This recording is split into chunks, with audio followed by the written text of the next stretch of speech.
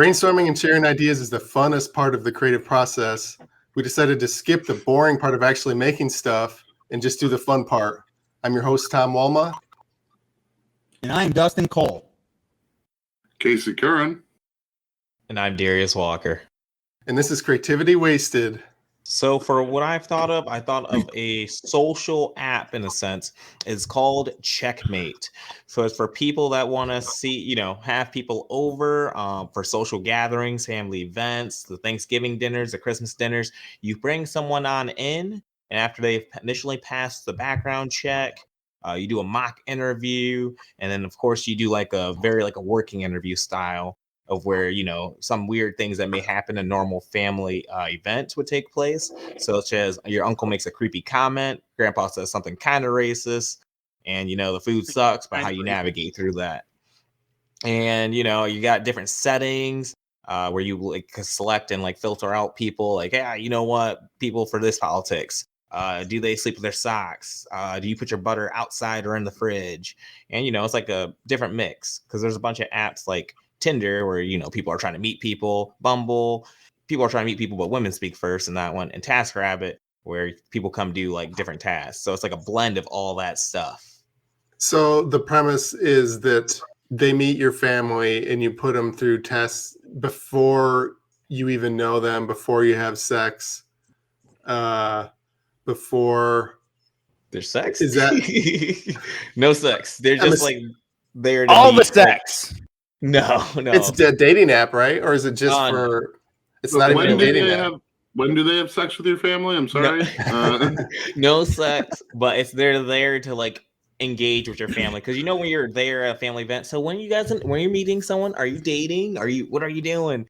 They are that fill-in person, and to take them to family like reunions, gatherings. Like a third wheel to absorb the blows. In a sense, yes. Are they lying and saying that you're a couple? Yes, like you hire them. I see. You hire them. Yeah. I think you call this app Kevlar. I went with Rent-A-Buddy, but it sounded too escort. I went with Checkmate instead, Check for the background and then mate because, Gotcha. Okay. Right. I was going with like the bulletproof protection from nosy family members.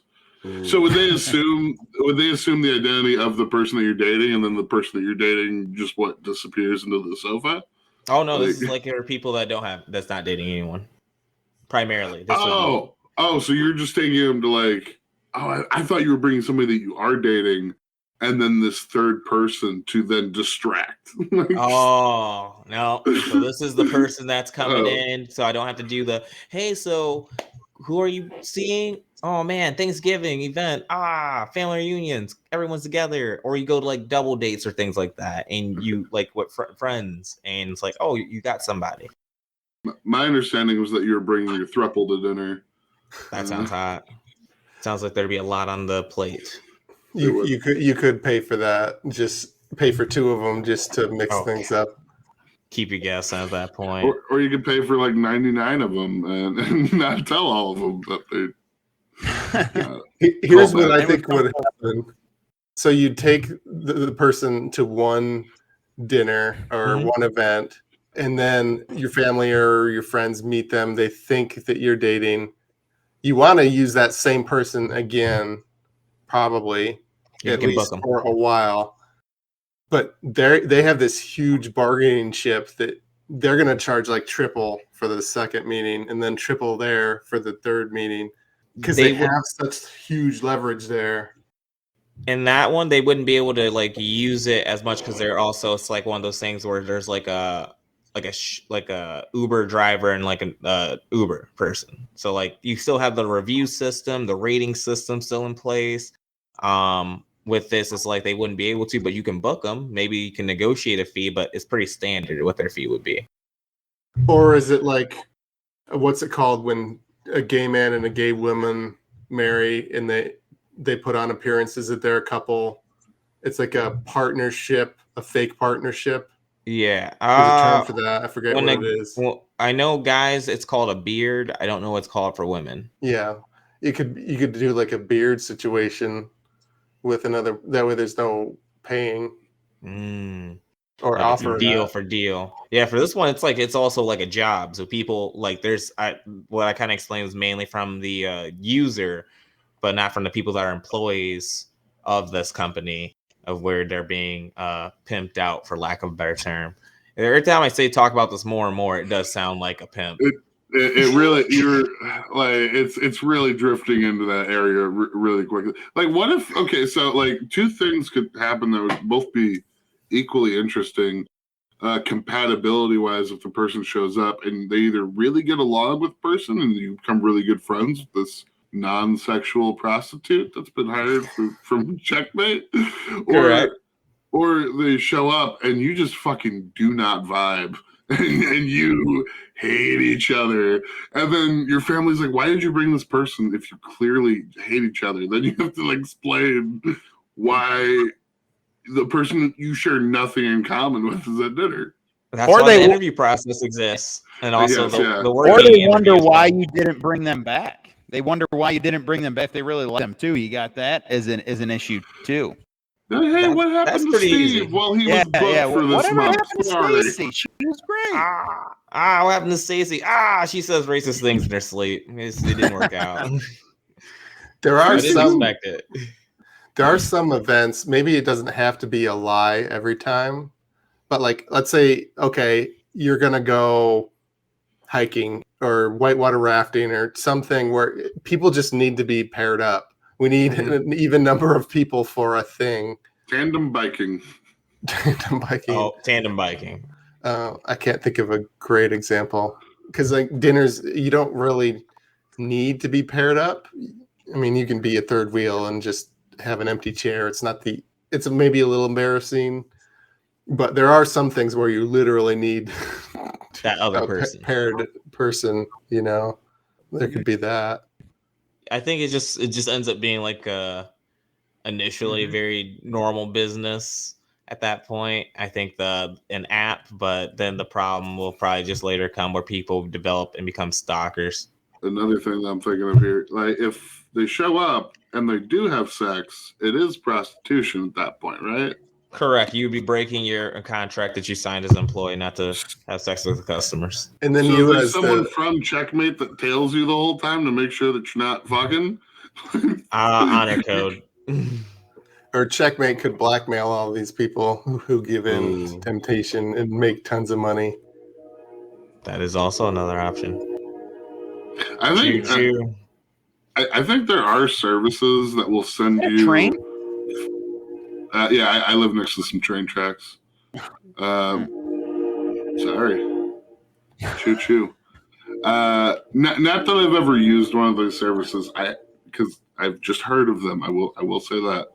But they'll send you like fake text messages and fake communication to make it seem like you're in a relationship with someone, so that you can like show your phone at Thanksgiving and be like, no, like, look, I'm like, this is the person that I'm seeing.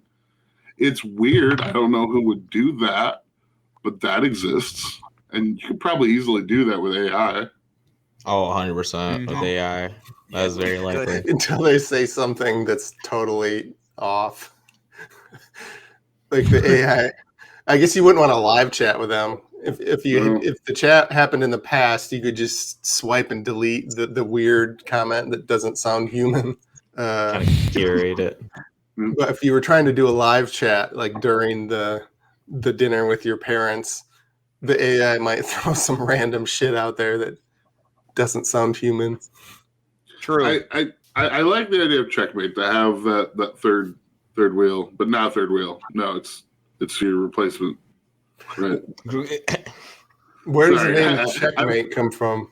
I kind of just sat there and thought about it today. So like, I was like, oh, how do I name it? Because I was going through for a while, and I was like, Checkmate. Like background checks, they're clear, and mate.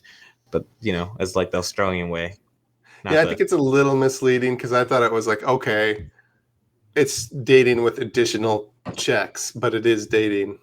But no, it's not. It's renting humans for use. Prostitution, but cleaner. So you've invented the world's oldest profession. World's first business. It's going to be the main one in the end.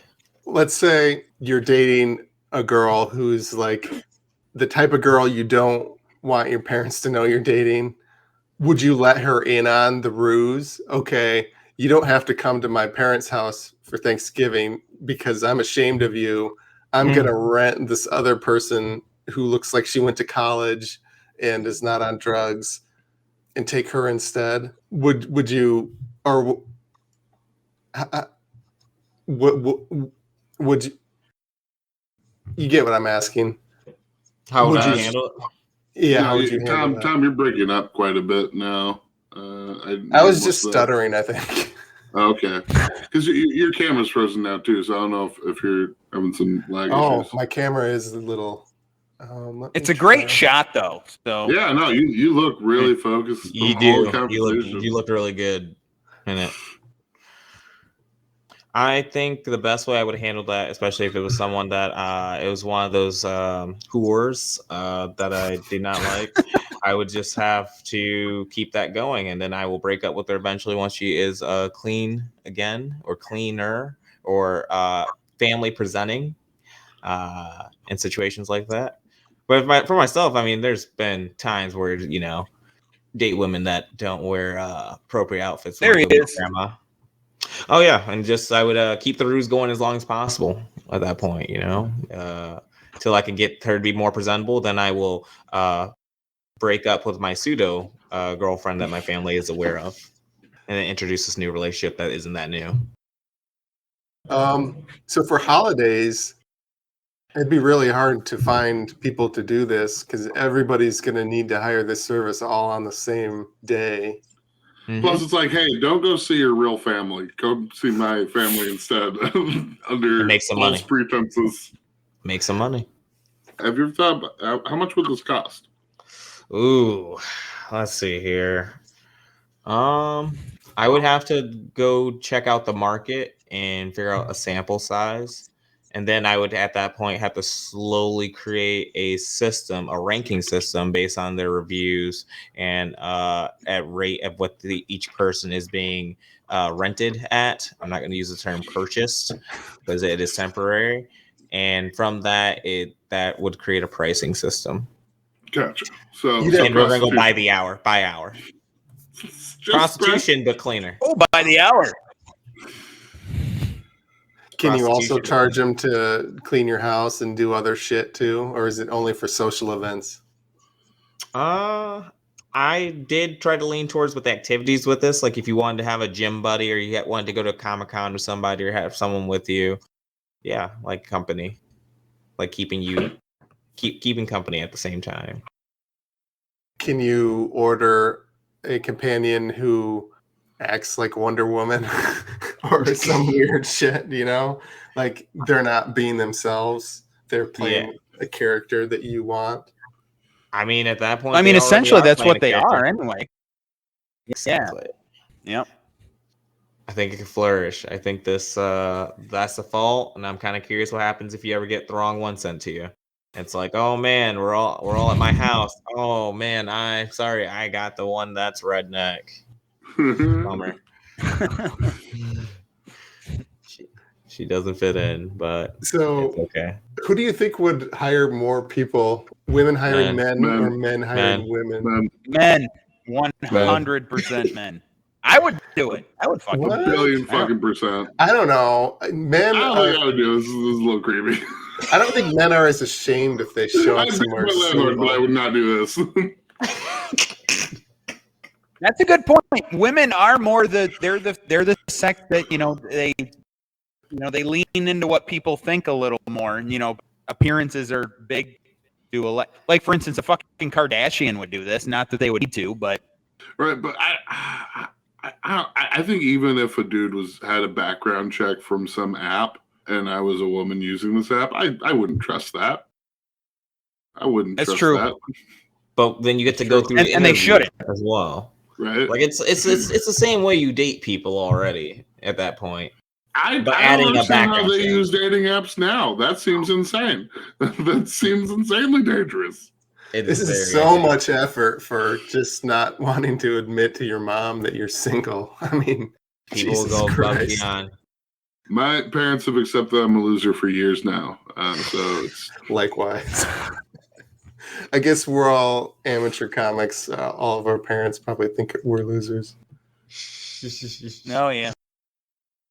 Oh yeah, I was going to mention Nick Lydorf. He had an idea for this podcast. He called it funeral attendant stand-ins, and he didn't want to have to go to funerals of like coworkers that he didn't know very well or distant relatives.